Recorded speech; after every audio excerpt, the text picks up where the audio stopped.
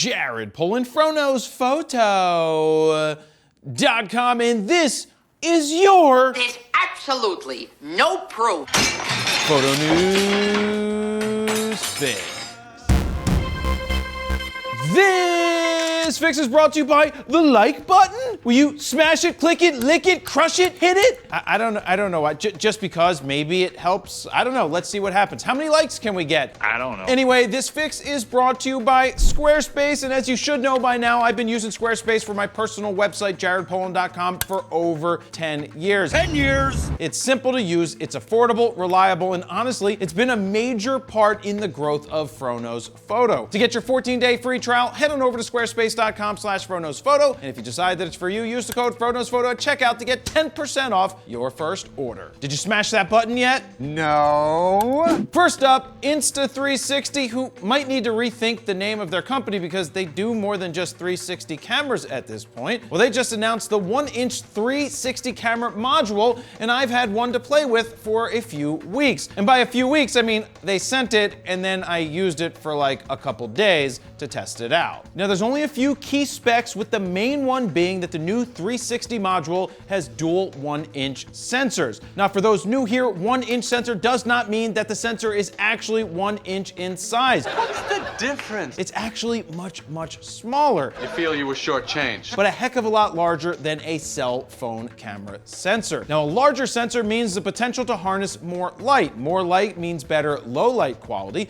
better shadow details, and better color. You can record video up to 6K at 30 frames per second and capture 21 megapixel HDR stills. At the heart of this system is the same 1RS core module that is found in the Insta360 1RS. Now, that means if you already own a core from the 1RS and you'd like to get 360 video with a 1-inch sensor, you can buy the kit without the core. This system was really easy to use. You could simply hold the thing above your head, take video and photos, or throw it on a selfie stick, or throw it on a tripod and slap it in the middle of the room and hit record, or use the app to take a photo. Now, I used it to capture 360 photos of my house, videos of Poison and Ricky Rocket drumming in front of 55,000 people, and I also used it at the Philadelphia Union game, where I was thankfully recording at the time they scored a goal. You know, because soccer. No, we play football. What I mean to say is, you know, because it's so boring? Oh, what, you don't agree with me? Then fight me, but not like a soccer player, because you'd be rolling around on the ground, holding your knee and holding your head, being like, oh, I'm so hurt right now. I think I pulled an eyelid, my right eyelid. Oh, no.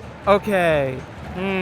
Just needed a rest. Yeah, exactly. Roll fur coat and no trousers, you are. Here's a few concerns that I had. I felt like the battery life could use a little extra juice, or maybe it was just wasting a bunch of juice when it was accidentally turned on inside of my bag and started recording a whole bunch of 360 blackness. Duh. And the other concern is, how useful are 360 photos and videos anyway? Now, if you'd like to grab one of these, you can do so right now for $799.99. Next up, Canon rumors hit us with the headline that reads, the Canon EOS R1 may not come until the second half of 2023. I've been telling you all along that it's not coming in 2022, and maybe it won't even be here until 2024, right? Olympics? There's 2024 Olympics, right? Look, here's the thing. If they can't even produce enough R3s, I got two, by the way, so take that, all you people wanting R3s, then how do you expect them to announce the next big thing and be able to ship it? Now, don't get me wrong, I want it, or at least I think I want it, so as long as it's better than the R3 and maybe has 50 megapixels or more to match the A1, but we'll never know because we won't see it anytime soon. Now, right now, if I had to guess, and this is just a guess, they will make a heck of a lot more money off of the volume sales of the R7 and R10 than they ever will off of an R1. Now, Canon rumors also went on to say, we also believe Canon wants to round out the lens lineup further before the EOS R1. Can you say 135, 1.8, 200 f2, and maybe, just maybe, an 11 to 24 f2.8? I can say it, but it doesn't mean that it will actually come true. Nonetheless, the R1 isn't coming to save you. And finally, Nikon.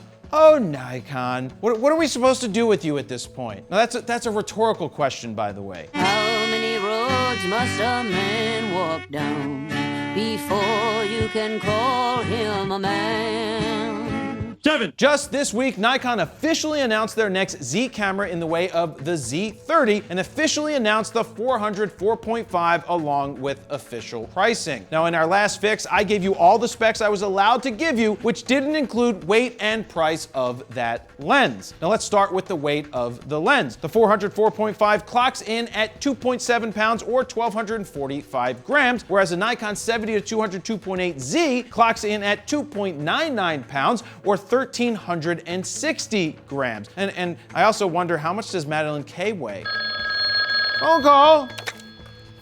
Hello? Oh, it's Madeline K with Nikon PR.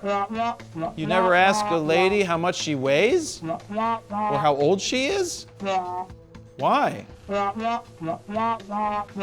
Well, can I guess? Hello?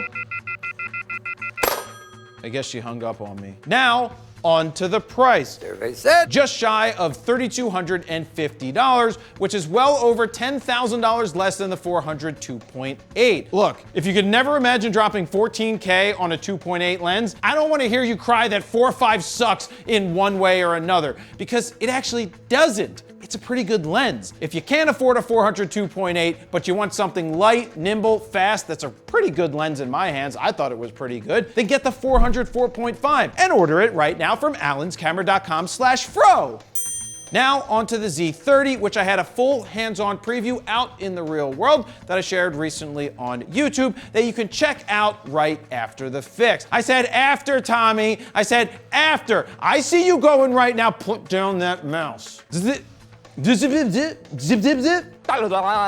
Z, fucking use it. The Z30 is Nikon's attempt at a creator-focused camera. Think the Sony ZV-E10 or Canon's M50 Mark II. The Z30 houses a 20.9 megapixel crop sensor, which also so happens to be the same sensor from the Z50. I also so happen to like that sensor quite a bit. The Z30 does not have an EVF, which is kind of a deal breaker for me when it comes to taking stills, but kids these days, they all shoot like this and oh look, I'm taking pictures or I'm taking video. Oh, I'm gonna hold it all out like this and not use the viewfinder for better stability. And I'm not talking about people that need to get up high or down low to get a different angle. I'm talking about right fricking here. Tell him, Steve Dave. The Z30 is capable of shooting 4K up to 30 frames per second, as well as full HD 120 frames per second video. Hardcore! The autofocus is still the same as the Z50, but when I was vlogging, it still seemed to find and keep my eye,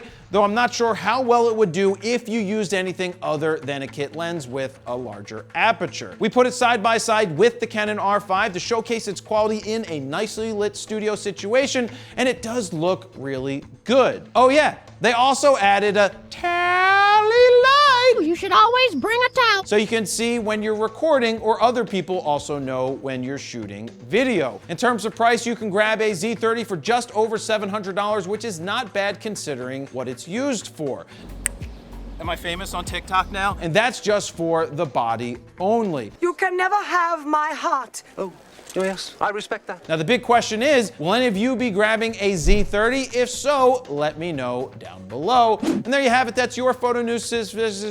Boom. Boy, I failed at that. Let's try it one more time. And there you have it, that's your photo news fix this time around. To check out the last fix, go ahead and click on the screen right here. Don't forget to like, share, comment, and subscribe. And that's where I'm gonna leave it. Jared, Polin, FroKnowsPhoto.com. See ya.